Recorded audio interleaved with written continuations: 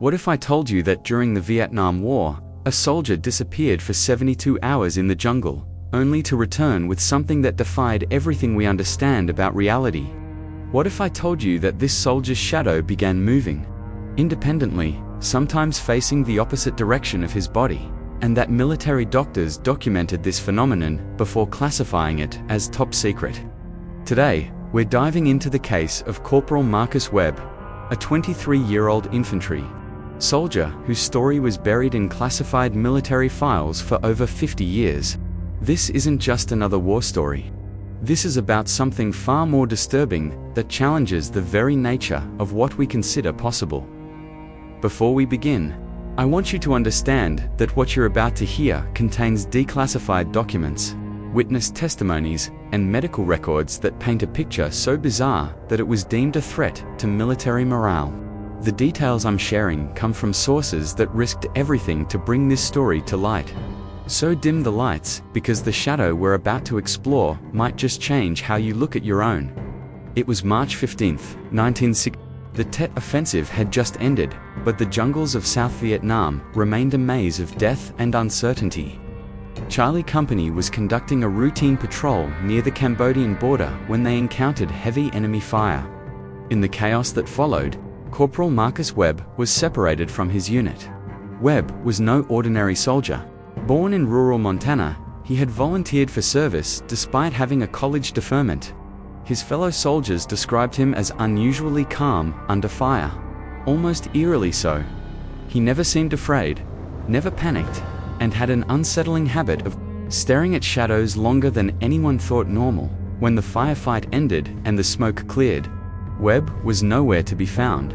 No body, no blood trail, no trace. The jungle had swallowed him whole. His commanding officer, Lieutenant Colonel James Morrison, filed the standard missing in action report and prepared to notify Webb's family. But Webb didn't die that day. He was about to become something far worse than a casualty. 70-2 hours after his disappearance, Webb walked out of the jungle. He emerged from the tree line at 0600 hours, his uniform torn but clean, his weapon missing, and his eyes carrying a 1,000-yard stare that seemed to look through everything and everyone. But it wasn't Webb's haunted expression that caught the attention of his fellow soldiers. It was what followed behind him.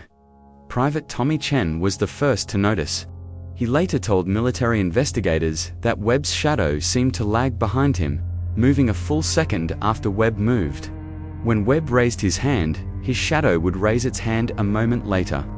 When Webb turned left, his shadow would momentarily continue straight before snapping to follow. Chen initially thought it was a trick of the morning light, but as the day progressed, the phenomenon became more pronounced.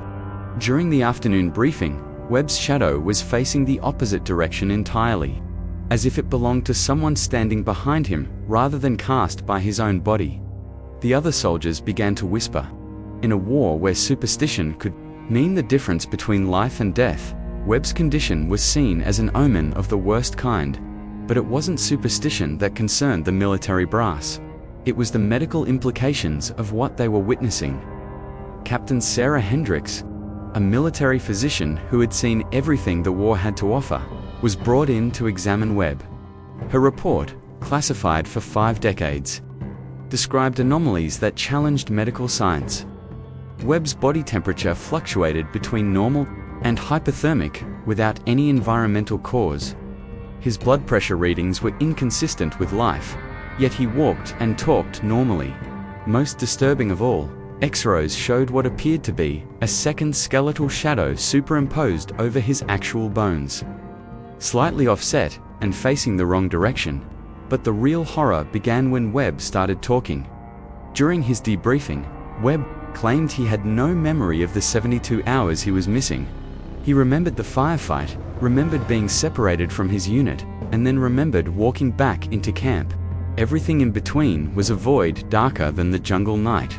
However, other soldiers reported that Webb would sometimes respond to questions no one had asked, as if he were having conversations with invisible people. He would turn his head to look at empty spaces and nod as if listening to something only he could hear. When pressed about these incidents, Webb would become confused and deny that anything unusual had happened. The shadow's behavior became increasingly erratic. During evening chow, soldiers reported seeing Webb's shadow eating, while Webb sat motionless. During morning formation, the shadow would salute before Webb moved his hand. Most unsettling of all, the shadow began interacting with other shadows in ways that didn't correspond to reality. Sergeant Mike Rodriguez documented an incident where Webb's shadow appeared to be shaking hands with the shadow of a tree, while Webb himself stood 6 feet away from the nearest vegetation. Another soldier, Private James Murphy, swore he saw Webb's shadow walking in the opposite direction while Webb moved forward, as if 2 different people were occupying the same space. The breaking point came during a night patrol 3 weeks after Webb's return.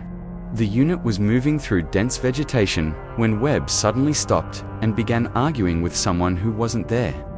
His voice was barely a whisper, but in the silence of the jungle, every word carried. "I told you I would come back," Webb said to the darkness. "I kept my promise." Then, in a voice that wasn't quite his own, Webb responded to himself, "But you didn't come back alone." The conversation continued for several minutes, with Webb apparently arguing with an invisible presence about the terms of some agreement. His fellow soldiers watched in horrified fascination as his shadow gestured independently, pointing in different directions and making movements that Webb's body never made. Lieutenant Morrison ordered an immediate return to base camp. Webb was placed under medical observation and transferred to a military hospital in Da Nang. The official report stated that he was suffering from combat stress reaction, but the unofficial truth was far more disturbing. Dr. Elizabeth Carter, a psychiatrist specializing in war trauma, spent 6 weeks studying Webb's condition. Her notes, recently declassified through a Freedom of Information Act request, reveal a pattern of behavior that defies conventional psychology. Webb would sometimes stop mid-sentence and tilt his head as if listening to something. When asked what he heard, he would claim ignorance. However, lip readers brought in to observe these episodes noted that Webb's mouth would sometimes move silently, forming words that didn't match his audible speech. The shadow's independence grew stronger. With time, hospital staff reported seeing it move through walls while Webb's body remained in bed. Security cameras captured footage of what appeared to be a human shadow walking down corridors with no corresponding physical form casting it. But perhaps the most chilling discovery was made by Dr. Carter during a routine interview session. She noticed that when Webb spoke about his time in the jungle before his disappearance, his shadow would nod along normally. However, when the conversation turned to his missing 72 hours, his shadow would shake its head violently, as if disagreeing with whatever Webb was saying. This led Dr. Carter to a disturbing hypothesis. She began to suspect that Webb hadn't returned alone from the jungle. Something had come back with him, something that lived in the space where his shadow should be. To test this theory, Dr. Carter conducted an experiment that would later be deemed unethical and banned from the Psychological Treatment Manual. She placed Webb in a room with controlled lighting and asked him to tell the story of his disappearance. While she filmed his shadow's behavior, what she captured on film changed everything. As Webb spoke about walking through the jungle after being separated from his unit, his shadow began moving independently of his body. It paced back and forth, gestured wildly, and at one point appeared to be covering its face with its hands while Webb sat calmly in his chair. Then Webb mentioned finding shelter in what he described as an old temple ruins. The moment those words left his mouth, his shadow froze. It stood perfectly still for several seconds before slowly turning to face the camera directly. Despite Webb continuing to look straight ahead, Dr. Carter stopped the experiment immediately. Later analysis of the footage revealed that when the shadow turned toward the camera, the lighting in the room couldn't account for the angle and direction of the shadow's orientation. It was as if the shadow belonged to someone standing in a completely different position than Webb. The investigation took a darker turn when Dr. Carter discovered that Webb wasn't the first soldier to experience this phenomenon. Classified reports dating back to World War II described similar cases of soldiers returning from combat zones with shadows that behaved independently. These cases were typically attributed to battle fatigue and buried in classified files. However, a pattern emerged when Dr. Carter cross-referenced the locations where these incidents occurred. Every single case happened in areas where ancient burial grounds or religious sites had been disturbed by military operations. The temple ruins Webb mentioned were consistent with this pattern. Dr. Carter's theory was that these soldiers had somehow made contact with something in these sacred places, something that attached itself to them and used their shadows as a bridge between worlds. She believed that Webb's missing 72 hours weren't empty time, but rather time spent in negotiation with forces that existed outside normal reality. This theory gained credibility when Webb began to deteriorate physically. His weight dropped dramatically despite eating normally, his hair began to gray at an alarming rate, and his skin took on a pallor that couldn't be explained by any medical condition. Most disturbing of all, his reflection in mirrors became increasingly faint, while his shadow grew darker and more defined. The military made a decision that would haunt the few people who knew about Webb's case for the rest of their lives. Rather than continue treating him, they decided to contain the situation. Webb was transferred to a classified facility where he would spend the remainder of his life under observation. But the story doesn't end there. In 1973, 5 years after Webb's disappearance and return, the facility where he was being held experienced what official reports described as a containment breach. Webb was found dead in his room, his body positioned as if he was sleeping peacefully. However, the shadow on the wall behind his bed remained visible for 3 days after his death, slowly fading until it disappeared completely. The staff who witnessed this final phenomenon reported that the shadow appeared to wave goodbye before vanishing. Dr. Carter, who had continued to study Webb throughout his confinement, made one final discovery that would change her understanding of the entire case. While reviewing footage from the night of Webb's death, she noticed something that made her blood run cold. In the final moments before the shadow disappeared, it turned toward the camera one last time. But this time, the shadow's face was clearly visible, and it wasn't Marcus Webb's face looking back at them. It was the face of another soldier, one who bore the features consistent with Vietnamese ancestry. Dr. Carter realized that Webb hadn't brought something back from the jungle with him. He had brought someone back, someone who had died in that sacred place and had been waiting for a way to return to the world of the living. The shadow that had followed Webb for those 5 years wasn't his own. It belonged to an enemy soldier who had died defending the temple ruins where Webb had taken shelter. In his desperate attempt to survive, Webb had somehow made a deal with the dead, agreeing to share his physical existence in exchange for protection. But every deal with the dead comes with a price. The Vietnamese soldier's spirit had slowly consumed Webb's life force, using his body as an anchor to the living world, while Webb faded away from the inside out. Dr. Carter's final report, sealed and classified immediately after submission, contained a warning that would prove prophetic.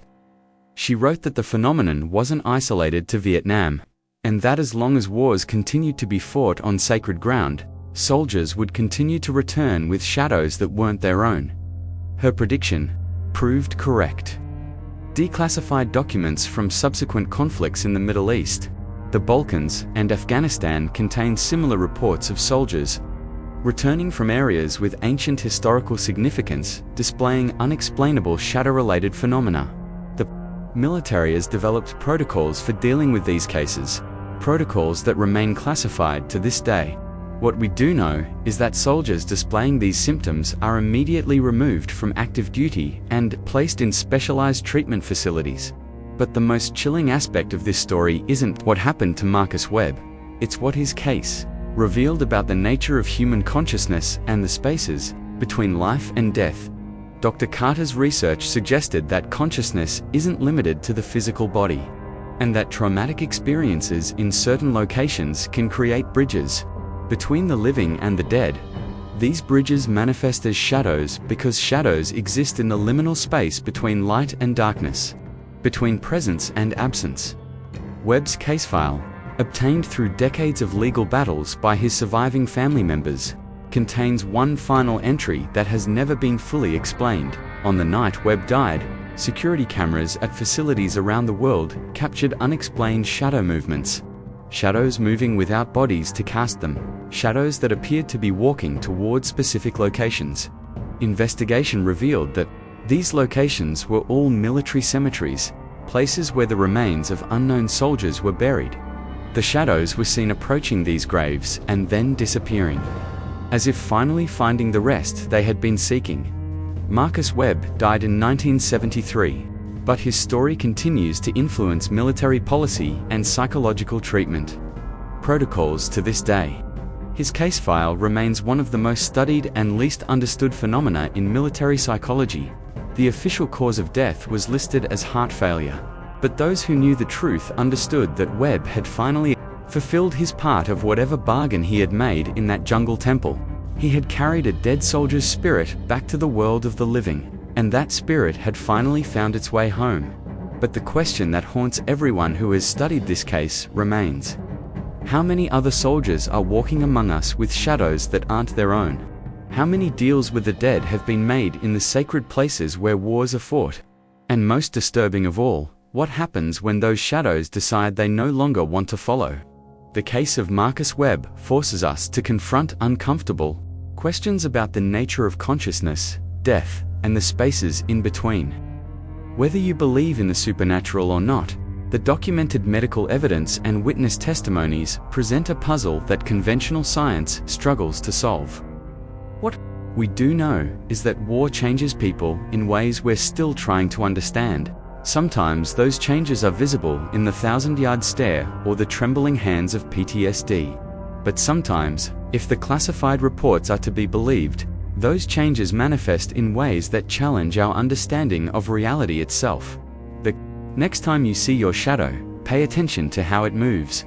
Does it follow your movements exactly, or does it lag behind by just a fraction of a second? Does it always face the same direction you're facing, or have you ever caught it looking somewhere else? Because, according to the military files we've explored today, Marcus Webb wasn't the first soldier to return with a shadow that wasn't his own, and he certainly wasn't the last.